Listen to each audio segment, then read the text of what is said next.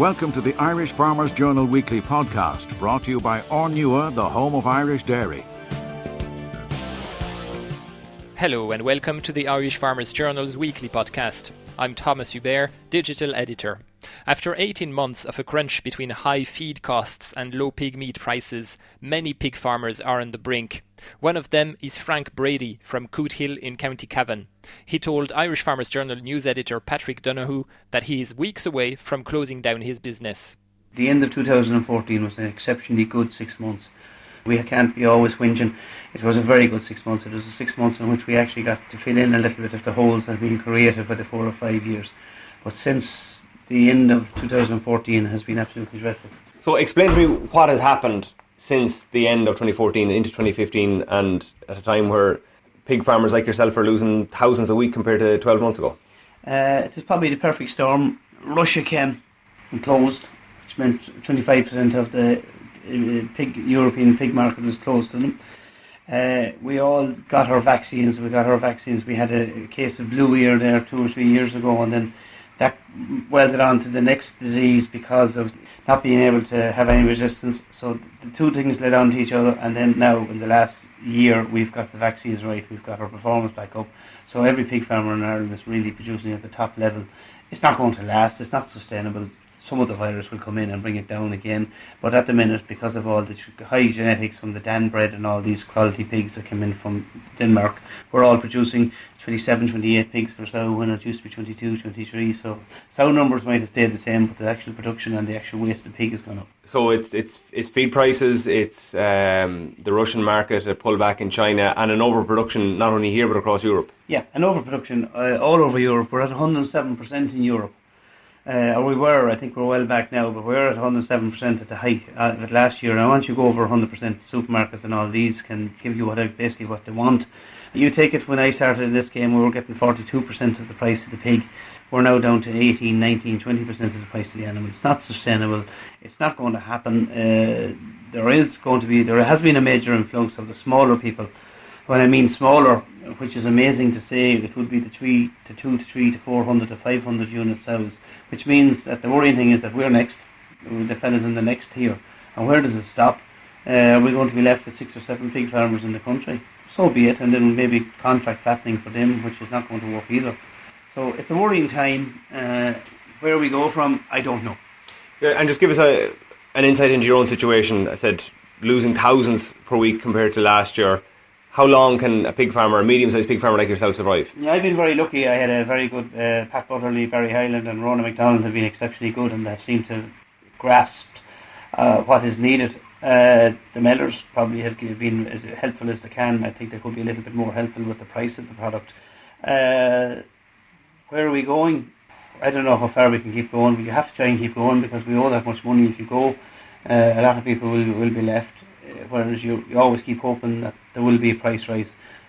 By the sound of things, Germany went up by 4 cents, so hopefully we'll be getting that passed back to us in the next couple of weeks. And you were talking to me earlier, you said that the last bad time was 98, 99, but there was some light at the end of the tunnel, so to speak. Is there that same optimism that there is something coming? Don't think so, because Europe has been very slow, and unless we get the Russian market open, and that wasn't caused by us, that was caused by politicians fighting among themselves. If we got that open, you'd see an immediate influx of prices. Get rid of all the stuff that's in cold storage and all that. China has been a big plus. That's why we're slowly but surely struggling back. But, China economy, how long is that going to last? You're listening to the Irish Farmers Journal podcast, brought to you by Ornua, the home of Irish dairy. Meanwhile, the threat of massive South American beef imports under the proposed Mercosur trade deal seems to be hitting home, and we have extensive coverage of ongoing trade negotiations in this week's Irish Farmers Journal. Our markets specialist Phelim O'Neill met the Dutch economist Siemen Van Berkum at a European Parliament debate on Tuesday. With respect to the trade balance, I think there are two issues here. The EU is exporting a lot of industrial products to Mercosur countries, so it has a big surplus in exporting those products. While on the agriculture side, the EU is the main importer of those products. So therefore the EU has a big negative trade balance on agriculture products. How big is that trade balance? How big is that deficit? The deficit is about 18 billion euros, and that's the result of 2 billion euro exports of the EU to Mercosur countries and imports of over 20 billion euros. Do you have any view on where, in terms of the trade negotiations that are ongoing at the moment, which of these present the greater threat to European agriculture? Is it, for example, Mercosur, or is it the trade discussions with the US? Now you raise quite a lot of issues at the same time, because these are two bilateral trade negotiations going on. I think with respect to Mercosur, it's not that this trade imbalance is such a big negative element in it, because it just reflects the comparative advantage of the two regions. Simply, Mercosur countries, they have a comparative advantage, and they are specialized in agricultural products. And also the agricultural sector in the EU can benefit from them, because the EU is importing a lot of feedstuff for its animal production. So that's one. I think what is important in the negotiations related to increasing market access, that the two regions should come to a solution how to go about the divergence in standards and regulations. So that is the biggest issue that is on the table with respect to the negotiations. Okay, and in terms of the divergence of standards, do you see that as a gap that can be closed in the negotiating period, or is that ultimately a gap between the EU and Mercosur that's too wide to bridge? It's a very wide gap, I would say, on certain elements, not on all, but for instance on food safety issues, there's quite a gap. My recommendation would be that both partners should take small steps in these negotiations. In first place, to recognize what is at stake, and to get a kind of mutual agreement on how they go about these differences, and then step by step also enlarge the areas in which they have to negotiate. Dr. Van Berkum, thank you very much for your time. We hope that you're enjoying this Irish Farmers Journal podcast, brought to you by Ornua, the home of Irish dairy. Find out more at farmersjournal.ie. Macra Feirme is holding its AGM this Saturday, with President Sean Finan now midway through his 2-year term. My colleague Amy Fitzgibbons asked him about the challenges facing young farmers and the organisation itself under his tenure. The year has been very busy. It's a huge honour to serve the membership of Macra Feirme as president. And the role has taken me across the country, across Europe, involved plenty of travel. It's a 2-year role, so you hadn't much time to adjust to the role, so you had to make the most of it. But I'm delighted to say that it has gone relatively well. The organisation continues to grow and go from strength to strength. There are huge issues out there, young farmer issues, rural youth issues, and we have a wide diverse range of programme and activities which we're going to develop and grow. So it has been a busy year, and I'm looking forward to the next year ahead. And you mentioned it's a 2-year term there, unlike the presidency of the IFA, which is now a two-year term. 2 former presidents in Macra have just been elected as president and vice president of the IFA. So I have to ask, have you any ambitions to become IFA president yourself one day? Not at all. My immediate priority is the next year in my own role. It's great to see 2 former Macra Feirme national presidents elected as both the president and the deputy president of the IFA. I congratulate Joe Healy and Richard Kennedy and wish them the best of luck for the next number of years in the role. It's going to be a challenging role for them, and so I'd like to wish the 2 guys the best of luck, and there's plenty of work to be done out there on behalf of farmers, both by Macra and the IFA. And obviously the reasons why there was an IFA election this year haven't really fully gone away. They still need to be addressed. Do you think the IFA scandal last year, the pay scandal, had an impact on Macra, and how is Macra addressing that? For example, Macra is a levy recipient like the IFA. Yeah, we receive some dairy levies. We don't receive any levies from any other commodities. We are an organisation that has limited financial resources. We're always struggling to to get more financial resources to be able to deliver a service to members. We are, as you said, the recipients of levies, dairy levy. And how do you get that levy? Does Macra collect it, or does it come through another? The levy comes through the IFA, is collected off dairy farmers, and we receive our levy through the IFA. We wouldn't have the administrative staff to administer the levy, so it's... And what percentage of it is? 20% of the dairy levy. Yeah. So it is a significant part of our funding, a significant portion of our funding. So any discussion in the IFA about levies is obviously a worry to us. And I mean, Joe Healy, just at the AGM, he announced he would be doing a review of the levy system. Are you at all worried that will affect Macra? I'm not exactly sure of what the intentions are in terms of the review. Obviously, it's something which you will have to look at and monitor and speak with the IFA president on that and see what the intentions are.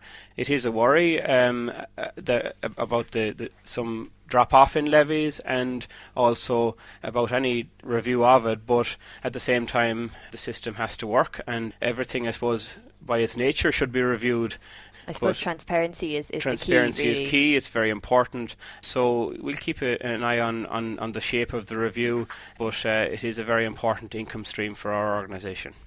And you mentioned policies there earlier. Agricultural policy is obviously a huge part of Macra, as well as the social side. How do you feel you've driven the agricultural policy end of Macra this year? Agricultural policy from Macra Feirme is developed by our Agricultural Affairs Committee. So we obviously engage with the Minister, we engage with the Department and various agencies involved in the ag sector. In the last number of months, the main issues which we've been working on are obviously the Young Farmer National Reserve. It's a huge issue. We're waiting on approval from the Minister to see whether there will be a National Reserve in 2016. Okay. We are calling for a National Reserve. It's very important. We need consistency with the young farmer schemes. Mm-hmm. We are also working on behalf of some young dairy farmers who are involved in new intrant-parent partnerships, who have not been classified as a young farmer in the old CAP or in the current CAP. So that's an issue which we're working on. We're driving forward with our Skills Nets programme, which is delivering training to young farmers across the country. And it's great to see that developing. And our funding from SkillNet has been extended to the end of the year to further develop that training programme. So huge work has gone into developing a number of courses. There have been DIY AI courses, there have been hoof pairing courses, courses in regard to financial management, grass, a wide variety of courses organised, first aid, farm skills, and we are seeing that young farmers are engaging with the Skills Nets programme. There is a need for continued professional development of young farmers, and we are providing this. And you're happy with the uptake so far? Yeah, some of the courses there's been huge uptake, others they've catered for smaller numbers, so it depends on the course and the type of course. So that's an important growth area. The land mobility area is a huge one for us as well. We're further developing the service. We're coming to the end of the first 3-year pilot phase. It's great to see that there are over 500 clients of the service at the moment, with approximately 200 arrangements in place, so that service is growing.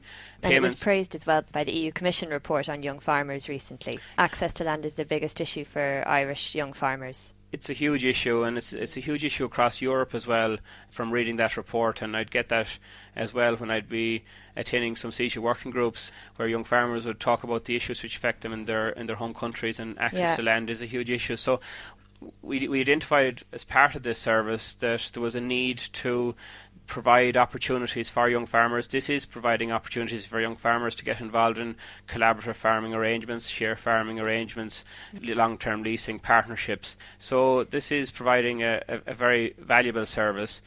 Macra has a review going on this year, an internal review. When was the last review of the organisation carried out, and why was it decided to have a review this year? I suppose you always have to look at every organisation, and there's always constant reviews taking place. The last significant, meaningful review of Macra Feirme was in 1994.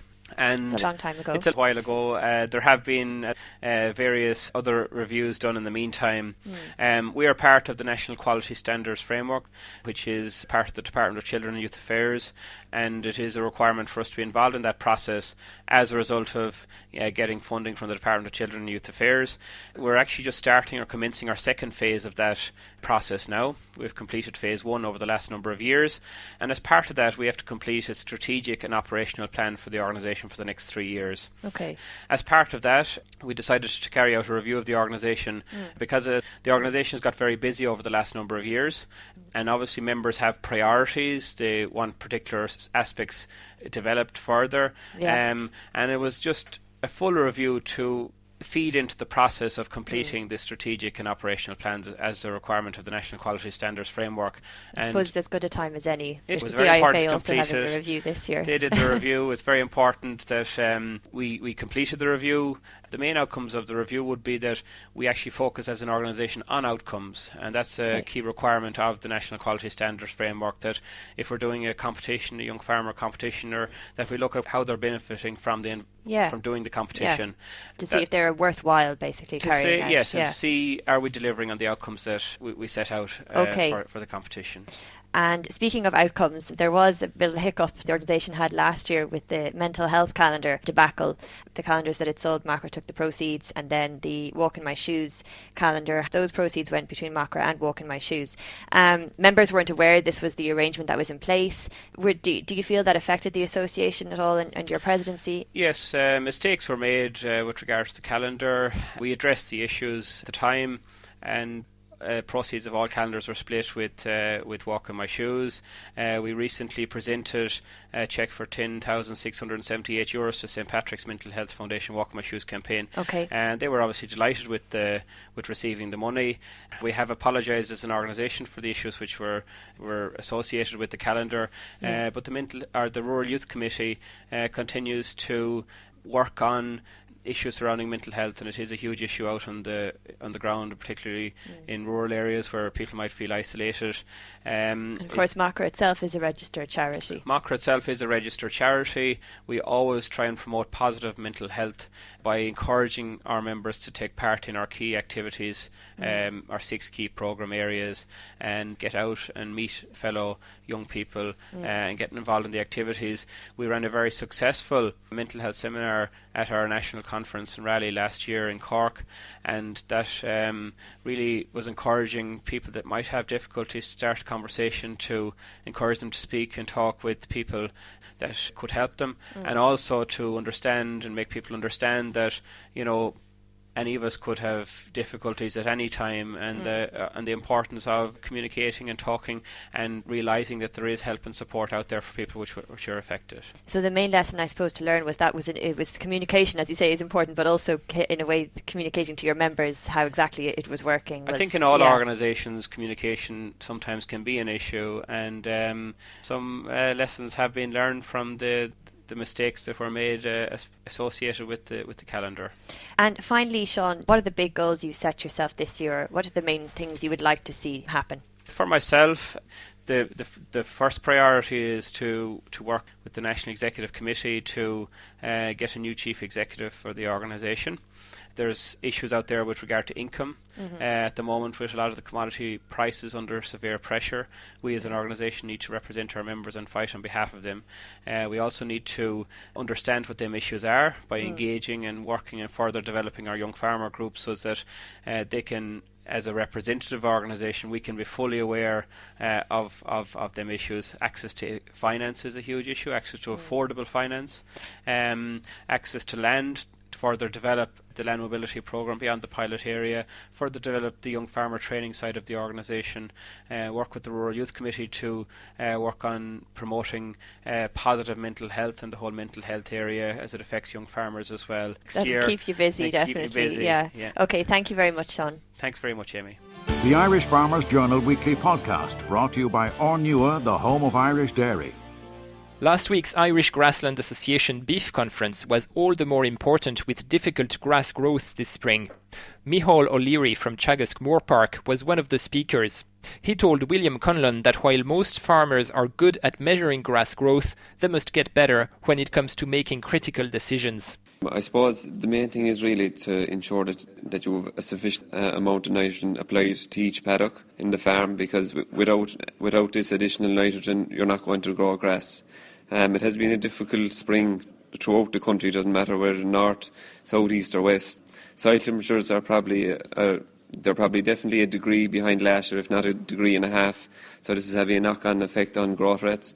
We're saying averages around the country are about 35 kgs per day for last week. This is probably slowed up another bit since with these cold nights.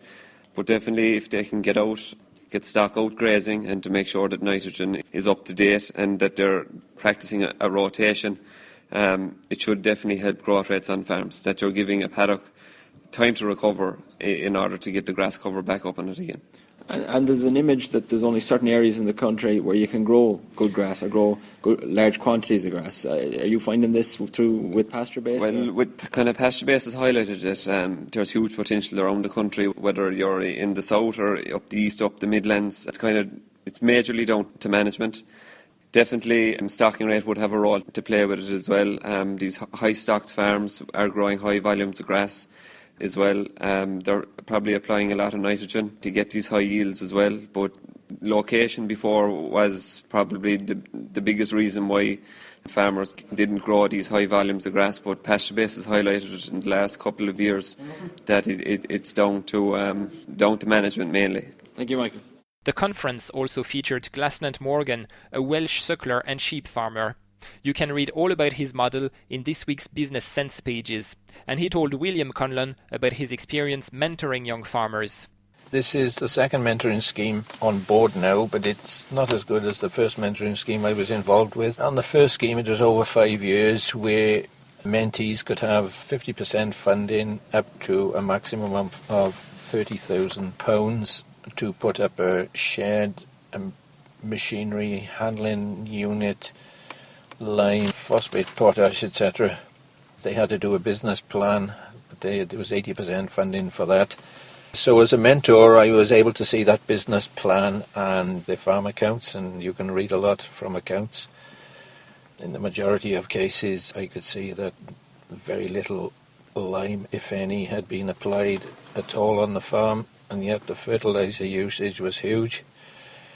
So I start with the soil and go and try and improve the farming for the mentees, but very rewarding. I'd have loved to have been a teacher in my younger days, but Dad had it different. I should come home and farm, which I don't regret. So I've come full circle really and try and help other young farmers to be more efficient and produce what the market wants and to think outside the box. Did they take on board the advice you were giving them? Some of them would, and of course if I can explain anything when I was with them, I'd bring them back to my own farm and they could see things in practice really. And I'd take them through my accounts from where I was to see the progression so they can see it could be done. You were talking today at the Irish Grassland Association Beef Conference. Would you have any tips for farmers this spring, say from Wales, from your experience, to help grass growth or to best utilise their grass? Well, from the talk today, you're already paddock grazing and mob grazing to get the best efficiency out of grass. Probably the thing I can improve on is for farmers to grow more red clover to produce higher protein silages. And, well, from one of the speakers, it was a young lad that was growing alternative forages. You could see that by growing the 6 varieties that he was getting a lot more tonnage, and as well the anthelmintic properties of the chicory was reducing the worm burden, whether it be cattle or lambs. So that would be one of my tips really, is to grow alternative forages. Thank you very much for that, Glasnant. You're listening to the Irish Farmers Journal podcast, brought to you by Ornua, the home of Irish dairy. Further away than Wales, my colleague Anya Hennessy travelled to Ethiopia last month with the development NGO Concern Worldwide. There, she met 2 farmers whose work and life have changed since an irrigation project started in their Duguna Fango area. Before this irrigation, most of the people around here were working for a tobacco company around here for 9 birr a day. Everybody earns 9 birr a day, and their whole life was there in the company. And we are bringing 9 birr at the end of the day to our home. And a husband and a wife as well go every day there to bring at the end of the day 9 birr per person, 9 birr, which is very small. And we're eating once or hardly twice a day during that time. And life is terrible. We don't know even how our children were during the daytime in our home, because we are not living with them during the daytime. And now I start to grow crops for my home consumption. And last time I grown onion, and I sold for 12,000 birr. From those 12,000 birr, I bought 2 oxen with 10,000 birr, each with 5,000. And now I sold one for 6,000 birr, and I'm preparing to construct my new house. And there is also where I start to grow fruits, very good fruits, like I'm growing hybrid mango. Up to 10 mango crops are now starting to flower. So I hope those mangoes will be also very beneficial for me. And I do have 2 kids, and both are in the school. And I'm not threatened with drought or hunger anymore, he says. I'm not threatened. We hope that you're enjoying this Irish Farmers Journal podcast, brought to you by Ornua, the home of Irish dairy. Find out more at farmers.Ie. In Northern Ireland, the Ulster Farmers Union elected its new president a few days ago. The Irish Farmers Journal's Northern editor, David Wright, met Barclay Bell. Well, we've been farming here down at Rathfriland certainly for a long time. We're here since the 1700s. The farm has evolved over the years, but now we are largely arable, and as well as that we do have sheep flock, keep a few cattle, not that many. 10 years ago we also had the diversification project, largely more my wife's department, but cut flour production, which has been a useful add-on onto the farm. We also have a couple of renewable projects. We do grow 8 acres of willows, which we are now using for grain drying purposes. And we also have a small wind turbine on the farm. So a few different income streams have been developed, and certainly they have been useful over the past few years. Union-wise, I suppose I probably have been involved with the Ulster Farmers Union 35 years now, very much at local level for quite a while, and then I did act as county chairman. I served on the Seeds and Cereals Committee, served on the Beef and Sheep Committee, and was also a member of the Ulster Farmers Union board, and 4 years ago then was elected as a deputy president. So I've served 4 years as deputy and have now stepped into the role of president. In terms of what you want to achieve in those 2 years, coming at a difficult time, but what are your main priorities going forward? Certainly a very, very difficult time. Short term, we still have to continue to address all the issues, the crisis that we are currently in. That has to be a priority. I think sometimes when we're in such a crisis that we can possibly forget about maybe some of the other issues that may well come down in the track at us. And one of the big things I think which we are faced with over the next few years certainly is environmental issues and how we sustainably farm. So I think we need to keep our eye on that one. There certainly are some challenges ahead on that front, and we may well have to take some risks to address those. But let's face up to it. Let's accept that there could be a problem and try and deal with it. We don't want any more regulation. We don't want any more dates on the calendar. So let's take that one on. Another area certainly that I'd be very keen to progress on is the whole issue of next generation.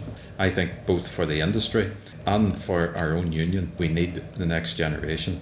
And certainly we have ideas how we may drive this one on. We've certainly seen the NFU in Wales have certainly developed a very good next generation committee. So I would like to think that over the next 2 years that we may well be able to do something on that front as well. And as I say, when you look at the enthusiasm and you look at sort of the whole business acumen and the vigour that these young guys have, I think it would be a shame not to try and get them involved in the agricultural industry. In the immediate prospects, obviously difficult in terms of prices and volatility and whatnot. And it's been a big issue that the Farmers Union have pushed at over the last few years, is longer term relationships and building relationships with retailers and other people on the supply chain. Yeah, I suppose there has been a bit of work done over the past few months with the supply chain forum, I suppose set up by the Minister, but I certainly feel that the supply chain forum needs to move on. If it only meets every 6 months, I don't think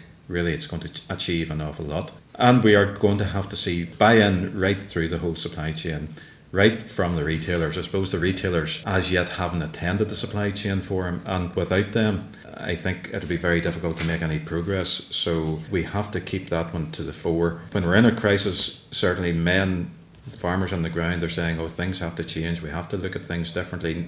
But certainly now's the time to do it. If we get out of this crisis and prices should maybe start to rise again, I think there's always the risk that men will quickly forget about the crisis, and then they'll just wait for the next big punch in the teeth before they do anything about it. So now's the time to take that sort of action and try and move some of these initiatives on. Barty, thank you for your time and I wish you all the very best in your next 2 years as President. The Irish Farmers Journal Weekly Podcast, brought to you by Ornua, the home of Irish dairy. Finally, judges from the UK's Great Taste Awards visited Cashin last week to sample hundreds of Irish products.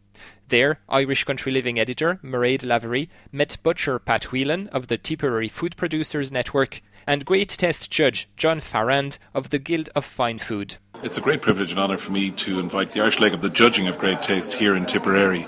I extended the invitation when I received the Supreme Championship last year for your dripping, for the beef dripping. And your mum's recipe? My mother's recipe. I was delighted to invite them, and what's wonderful about when you invite people is when they come. And they have came here this week. There are 40 judges over from the UK and a number of Irish judges joining them to judge the 831 Irish products that have been entered. Is that a huge increase on previous years? That's a significant increase, up 25% on previous years, and it's creating a great opportunity for Irish products to be showcased into the UK. And it's not just Tipperary products. It's products from all over the country, and it has afforded Irish producers an opportunity to actually bring them to Tipperary rather than having to ship them to England for judging and for. And that's all taking place in the Hotel Manila. And that's all taking place in the Hotel Manila all this week, up until Friday this week. How will it benefit Tipperary Food Producers Network? I think Tipperary Food Producers Network has been really successful because it has championed genuine friendships and relationships with people. And I think what's going on here in Tipperary this week is fundamentally cementing those relationships with people in Ireland and the UK and showcasing the great products that are here in the county, and an opportunity to meet people at a level that you possibly wouldn't meet people normally, and to cement those relationships and friendships and to grow and develop them in the future. And it's fulfilling the promise of the network when it started. Absolutely. We have a long-term vision of developing a brand into the UK, and we're starting to make inroads into that now. Okay, well listen, congratulations on bringing everybody here and organising such a wonderful event, and well done to everybody. Thank you very much, Mairead. Thank you. I'm here with John Farrand of the Guild of Fine Food and Great Taste. Your first time in Tipperary? Yes, I believe it is. It's the first time for Great Taste in Tipperary, not the first time for Great Taste in Ireland. But you know what? It's lovely to not be judging in Dublin. It's rather nice to come and reach out and hang out in a different part of Ireland. We're really pleased to be here. And you've got a lot of Irish entries, over how many hundred? We've got about 1,200 entries from Ireland this year. We've judged 850 entries this week. We've found already 5 3-stars, which is pretty impressive, I have to say. But more than that, we've seen this week lots of very influential people coming over, flying over, spending some time in Tipperary, yes, and reaching out to the food producers of Tipperary. We have got judges and buyers from Fortnum's, Harrods, Harvey Nichols, and they're coming here and hanging out, and that's good stuff. Yes, and the benefits for the food producers, for the exposure they get with the Great Taste Awards, I mean, that's very substantial for business. Yes, of course, getting a 1, 2 or 3 star is important, and we like that, but we also like the fact that every single producer who enters gets some feedback from our judges, so they get 2 or 3 lines of constructive feedback, how they could improve their food, or if it's wonderful, what they think. The judges eulogise about the food, so it's a good thing. But you've been looking at more than food from Tipperary. The entries have come from all over the country. All over from Ireland. We've had 1,200 entries this year from Ireland. More than 250 companies have engaged with Great Taste this year, and that's, I think, about 58 companies more than last year. So that's a good barometer of what's happening in Irish food and drink. And you'll be leaving happy that you found good quality produce here. Our judges have found good things, absolutely right. Lots of wonderful comments. We found, as I said, 6 3-stars. There's some really good food here in Ireland. It's not just the primary products of meat and cheese, but the other things, the craft ciders, yogurts, that sort of second tier of added value products are really performing here in Ireland. Thank you very much, and I'm glad you enjoyed your visit. It's a pleasure. Thank you. The Irish Farmers Journal podcast, online at farmers.Ie, on the Irish Farmers Journal app and on iTunes every Thursday. Brought to you by Ornua, the home of Irish dairy.